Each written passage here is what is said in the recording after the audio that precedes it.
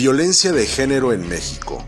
La violencia de género en México es la violencia física o psicológica ejercida contra las mujeres, incluidas cisgénero o transgénero, en México, generada por el hecho de ser mujer.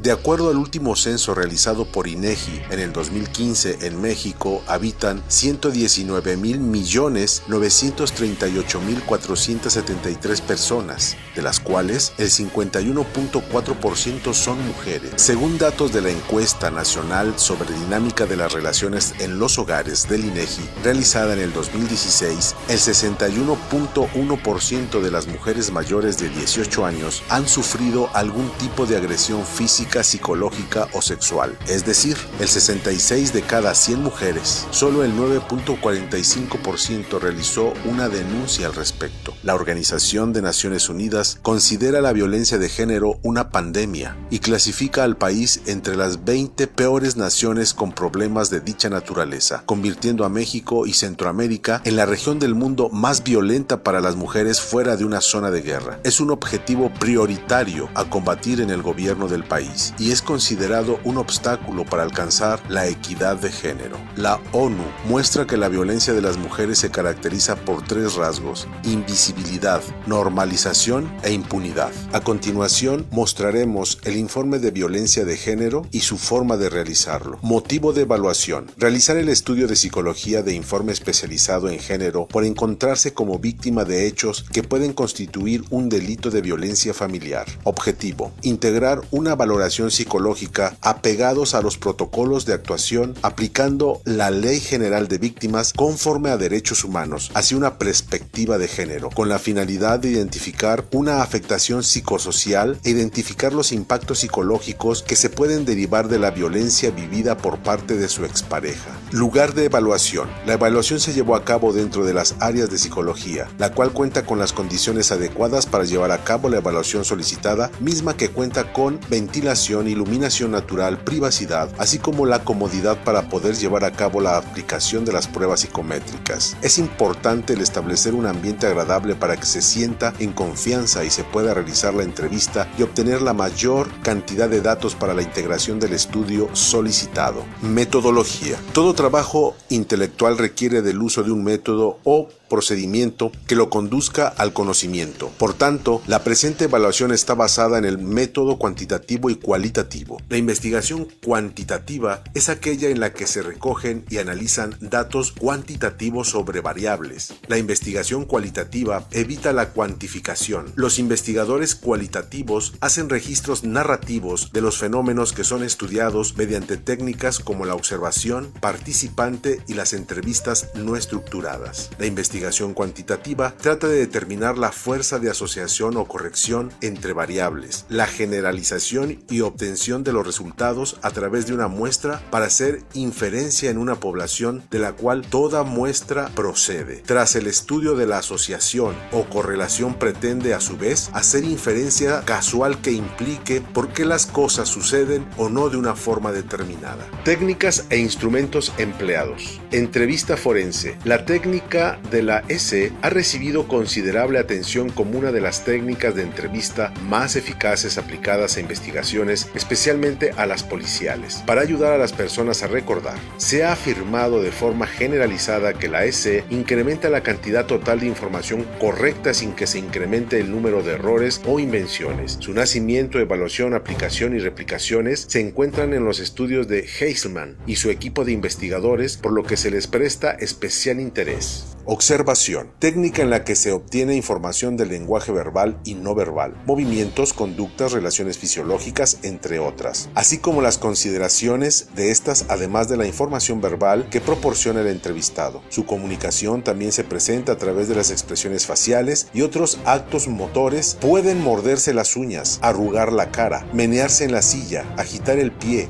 jalarse la oreja, etc. También las elecciones de palabras, el ritmo de su discurso, el estilo y el el método de expresarse. El énfasis y la carencia de palabras aportan información. Examen del estado mental. El examen del estado mental implica la observación sistemática de la conducta del individuo. Él o la profesional organizan sus observaciones de la persona valorada de tal forma que le proporcione la suficiente información como para determinar la presencia de un síntoma psicológico. Nelson y Barlock en 1981 implica el funcionamiento de los procesos del pensamiento de la persona, la condición actitudinal, el estado emocional, predominantemente el funcionamiento intelectual, así como el conocimiento de su propio estado y actos. Análisis de contenido basados en el criterio CBCA. Godoy, Cervera y Dist Aguilar 2010. Control de la realidad de los recuerdos, Clemente 1998. Con el objetivo de detectar y descartar simulación o disimulación, los instrumentos empleados fueron cuestionario de crisis de Chalet-Kew, cuestionario de depresión de Calderón, cuestionario de ansiedad de Stay, test HTP. Datos generales referidos. De acuerdo a los protocolos de actuación y para salvaguardar la identidad e integridad de la víctima femenina a evaluar, se omite todo dato que comprometa su integridad trabajando solo con las iniciales IDGH de 45 años de edad. Narración de los hechos. Tengo 9 años de conocer a Iván. Nunca había denunciado por miedo. Él ha tenido siempre problemas de alcoholismo y me tomaba con sus 2 manos, me apretaba los brazos, me pateaba y con el puño cerrado me golpeaba en varias partes de mi cara y cuerpo. Me jalaba muy fuerte el cabello, me ponía un cuchillo en el cuello y luego sacaba las botellas y me decía que las iba a aventar. Me dice que soy una culera, que soy más puta de con las mujeres que me engañó. Pendeja, no sirves para nada. Me mentaba la madre. Económicamente no me apoyaba en los gastos de mi hijo y tengo miedo de que algo nos pase porque amenaza a mi hijo y a mí con un cuchillo. Ese hice. Nota: es solo un resumen de la entrevista con la fémina a evaluar. Observaciones ante la evaluación. La fémina a evaluar, IDGH, se presentó a su evaluación en adecuadas condiciones de aseo y aliño personal. La fémina se mostró orientada en sus esferas cognoscitivas, espacio-tiempo, persona, es decir, puede describir personas, lugares, así como también podrá proporcionar fechas, horas aproximadas o exactas. Durante la aplicación de las pruebas psicológicas, la usuaria presentó una actitud colaborativa e interés ante las tareas asignadas, siendo su ejecución adecuada, pero con interés en los detalles. El curso de su pensamiento lógico y coherente tiene la capacidad de enfocar su pensamiento a un objetivo, existiendo una causa-efecto en sus respuestas. En la entrevista se mostraba ausente, cabizbaja, agachada, la mirada al recordar eventos violentos hacia su persona. Refiere que perdió su esencia de mujer y ganas de vida, ya que siente que no vale nada, así como muchas veces se lo repetía a su expareja. Resultados de las técnicas e instrumentos psicológicos empleados. De acuerdo a los resultados obtenidos en esta prueba, se puede definir que IDGH es una persona con falta de confianza en sí misma, rasgos depresivos, estos reflejados en la timidez, introversión, sentimientos de inferioridad,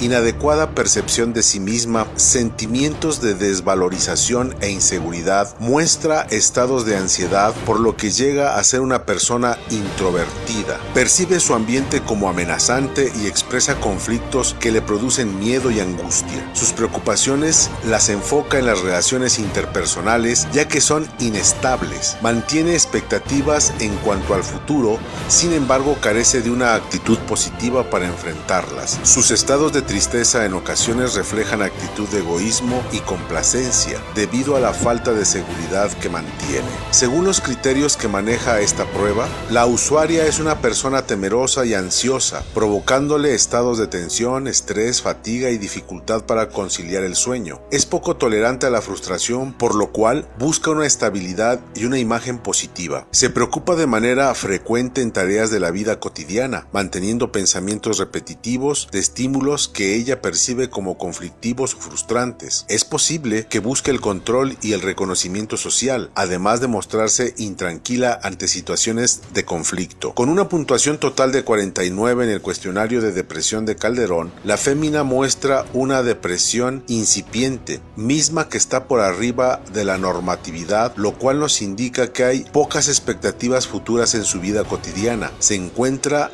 desanimada y desorientada por los golpes y la violencia psicológica y verbal que utilizó su expareja el tiempo que compartió a su lado. Análisis discursivo de los resultados. Violencia de género. Según la definición de la ONU en el año de 1995, estos actos de violencia sexista que tienen como resultado posible o real un daño físico, sexual, psíquico, incluidas las amenazas, la coerción a la privación arbitraria de libertad, ya sea que ocurra en la vida pública o en lo privado. La violencia en el ámbito familiar puede ser entre los cónyuges, denominándose así como violencia conyugal, que es toda conducta que se da en el marco de una relación heterosexual adulta, que habitualmente incluye la convivencia. Generalmente, en estas situaciones la violencia es una forma de control, sometimiento y dominio sobre el otro. Se repite cíclicamente y se van agravando en intensidad y frecuencia. Castellón, Ortega y Cepeda, 2007. Maltrato psíquico. Se puede definir como la reiteración en comportamientos hostiles, tanto verbales como no verbales, por parte de un maltratador que perjudican considerablemente la estabilidad emocional de la víctima. Puede darse por sí sola, pero suele ser acompañándose a los maltratadores físicos y sexuales. Humillaciones, que se pueden manifestar con constantes y reiteradas ultrajes, insultos, sometimientos sexuales, crítica desmesurada, amenazas, anticipaciones de inmediatas palizas, percepción de cosificación por parte de la víctima. El agresor transmite a la víctima que la percibe como objeto y le exige modifique su aspecto físico, apariencia, manipula su salud, impidiendo las revisiones médicas, restringe las relaciones e invade la intimidad y los espacios propios, imposibilidad de satisfacción de demandas básicas, aislamiento, restricción de medios económicos, incluso para gastos domésticos, limitación de relaciones sociales familiares y eliminación de la influencia de personas que el agresor percibe como negativas. Imposición de la responsabilidad de la relación hace responsable a la víctima del curso de la relación tanto a nivel emocional como económico doméstico, sin aportar nada por parte del otro cónyuge. Distorsión de la realidad de la relación. Provoca dudas y confusión sobre la víctima. Oculta objetos de primera necesidad para suscitar una discusión y tildar de loca a la víctima. Desprecio. Es tratar a la víctima como inferior, no consultando las cuestiones importantes. De acuerdo a la definición de violencia y al análisis de los resultados de la evaluación realizada a la CIDGH, se detectan indicadores de violencia, la cual define a cualquier forma de abuso, ya sea físico, psicológico, económico o sexual, que tiene lugar en la relación entre los elementos de una familia. Corsi, 1994. Asimismo, se detectó dentro de la dinámica de pareja violencia física, la cual se manifiesta a través de las lesiones, derivando síntomas como conducta de dependencia, sumisión, miedo y la represión de sus necesidades emocionales, las cuales la llevan a menudo a dirigir la expresión de lo reprimido a través de síntomas psicosomáticos. Esto de la dinámica violenta de pareja se detecta en la usuaria IDGH. Manifiesta sentimientos de indefensión, impotencia y temor que se presentan en actitud huidizas y evasivas y que son a consecuencia de una violencia familiar. Corsi, 1994. De esta manera, los miedos y la ansiedad que presenta la usuaria a las pruebas aplicadas se relacionan de manera específica a la situación en la que se encontraba involucrada y repercutía en el establecimiento de metas y expectativas positivas. La vulnerabilidad por género incluye toda una serie de actividades fundamentales para la satisfacción directa y diaria de las necesidades humanas, salud, higiene, alimentación, afecto, entre otras, que no reciben reconocimiento social y se hacen en la invisibilidad.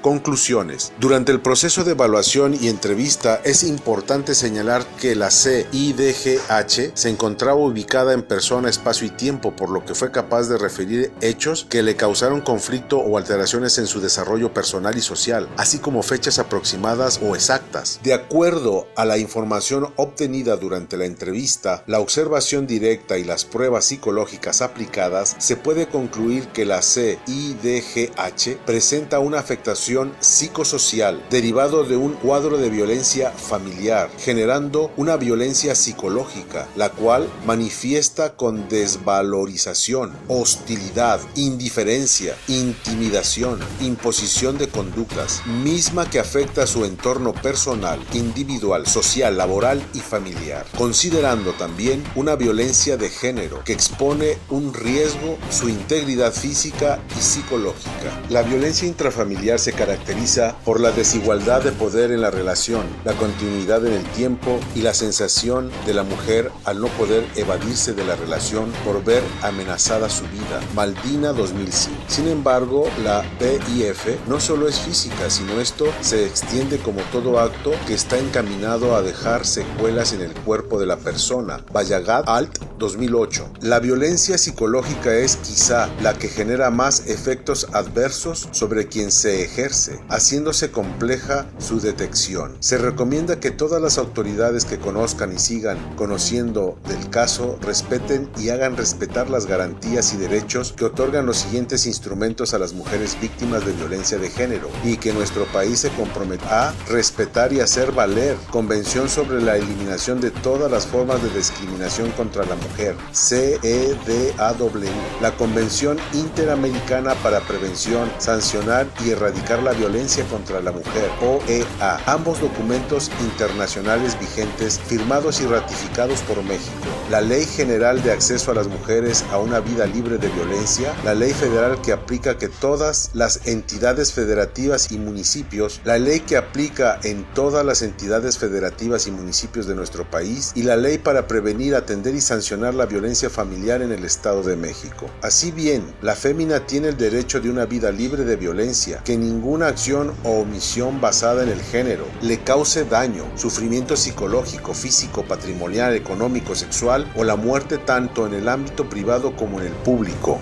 Reparación del daño. Se sugiere que la CIDGH reciba tratamiento psicológico que tenga como objetivo ayudar a mantener una personalidad resistente a situaciones de conflicto, hacer frente de toda forma adecuada a sus sucesos negativos vividos, superar las adversidades y aprender de las experiencias dolorosas, sin renunciar por ello a sus expectativas futuras, además de adquirir habilidades que le permitan resolver sus conflictos de manera asertiva para que de esta manera favorecer su propia recuperación psicoemocional. La duración de este proceso de terapia depende del enfoque terapéutico y de las habilidades sociales con las que cuenta la usuaria. Respecto a informar el número de sesiones psicológicas para la reparación del daño causado a la fémina IDGH, es importante considerar lo siguiente. Si tomamos en cuenta en México como lugar de residencia para determinar el costo y duración del tratamiento psicoterapéutico, se estableció que el costo por sesión psicoterapéutico se encuentra entre 450 a 800 pesos, de acuerdo a los estándares de la zona en consulta privada, del profesional de la salud consultado o de la institución que le brinda, tratándose en promedio el costo redondeado por sesión de acuerdo a los datos recabados en aproximadamente 600 pesos, tal y como se observa en la siguiente tabla.